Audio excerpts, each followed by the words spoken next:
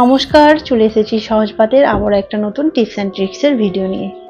বাজারে গিয়ে যখন এরকম ভালো পাতিলেবু পাওয়া যায় আমরা তো বেশি করে কিনে নিয়ে চলেই আসি, কিন্তু বাড়িতে রাখার পর দেখবেন পাতিলেবুগুলো এক সপ্তাহ পর থেকে পচতে আরম্ভ করে দিয়েছে, কি শুকিয়ে যাচ্ছে, পাতিলেবুর গায়ে দাগ হয়ে যাচ্ছে। কিন্তু এইভাবে যদি রাখা যায় তাহলে পাতিলেবুগুলো অনেক দিন পর্যন্ত ভালো থাকবে। একটা কাঁচের জার নিয়ে নিয়েছি, তার মধ্যে পাতিলেবুগুলোকে রেখে দেবো। সুন্দর করে পাতিলেবুগুলোকে জারের মধ্যে রেখে দিয়ে তারপর আমি নিয়েছি 1 বোতল জল। জলটা জারের মধ্যে ঢেলে একদম ভর্তি করে নেব, যাতে পাতিলেবুগুলো ভালোভাবে ডুবে যায়। এবার জারের ঢাকনাটা খুব টাইট করে আটকে দেব, যাতে কোনো রকম হাওয়া না প্রবেশ করে। এইভাবে রেখে দিলে লেবুগুলো অনেক দিন পর্যন্ত ভালো থাকবে। এই টিপসটা অ্যাপ্লাই করে দেখবেন, আশা করছি কাজে লাগবে। চলে গেলাম পরের টিপসে। বর্ষাকালে কৌটোর মধ্যে চিনি রাখলে দেখবেন চিনিগুলো খুব তাড়াতাড়ি নরম হয়ে যায়, চিনির মধ্যে পিঁপড়ে হয়ে যায়। তো চিনি কিভাবে ঝরঝরে রাখা যাবে সেরকমই একটা ছোট্ট টিপস আপনাদের বলবো। একটা ছোট টিস্যু পেপার কিংবা একটা ছোট কাগজ নিয়ে নেবেন।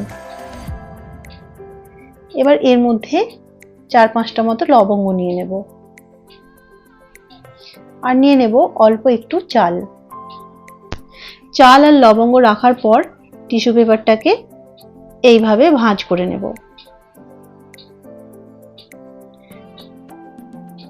ছোট্ট করে ভাঁজটা করতে হবে। তারপর একটা রাবার ব্যান্ডের সাহায্যে এটাকে আটকে নেব।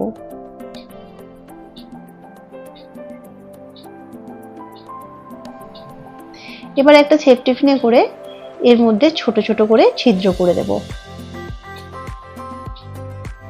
এবার এটা চিনির কৌটোর মধ্যে রেখে দিলে দেখবেন পিঁপড়েও আসবে না, আর চিনিটা অনেক দিন পর্যন্ত ঝরঝরে থাকবে। আর এটা বড় চিনির কৌটোর মধ্যেও রাখতে পারেন। আমি যেহেতু বর্ষার সময় সব সময় ছোট ছোট কৌটোর মধ্যে মশলা ব্যবহার করি, তাই আমি ছোট কৌটোর মধ্যে রাখলাম। চলে গেলাম পরের টিপসে। এরকম রাবার ব্যান্ড কিন্তু আমাদের অনেক কাজে লাগে। দেখতে ছোট হলেও খুবই কাজের এটা। তাই বাড়িতে এরকম রাবার ব্যান্ড এলে আমরা কিন্তু ফেলে দিই না, রেখে দিই। আর কিছুদিন রাখার পর দেখবেন এগুলো একটার সাথে একটা জড়িয়ে যায়, আর এগুলো ব্যবহার করা যায় না।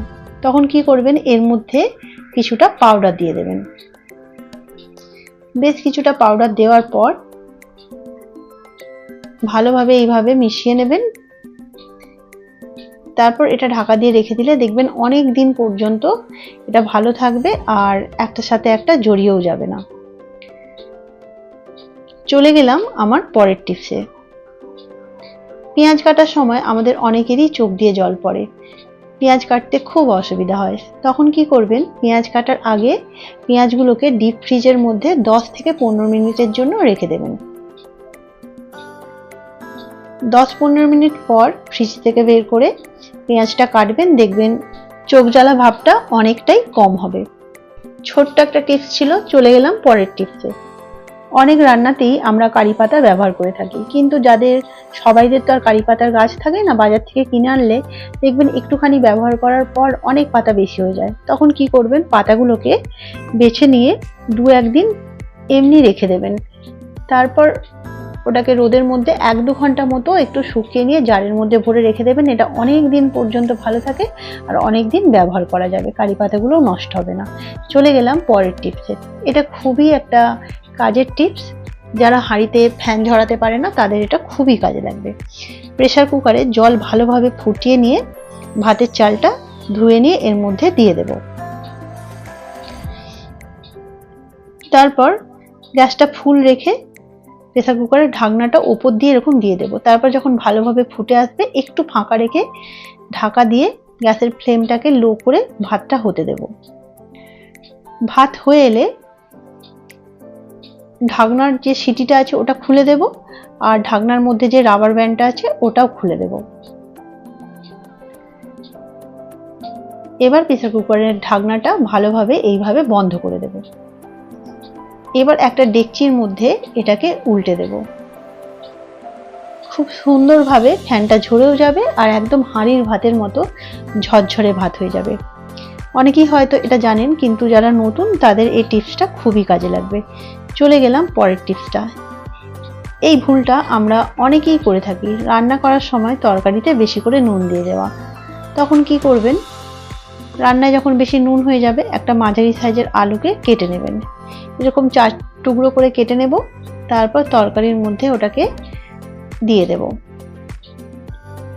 4 জায়গায় এভাবে দিয়ে আলুগুলোকে তরকারির মধ্যে ভালোভাবে ঢুকিয়ে দেব।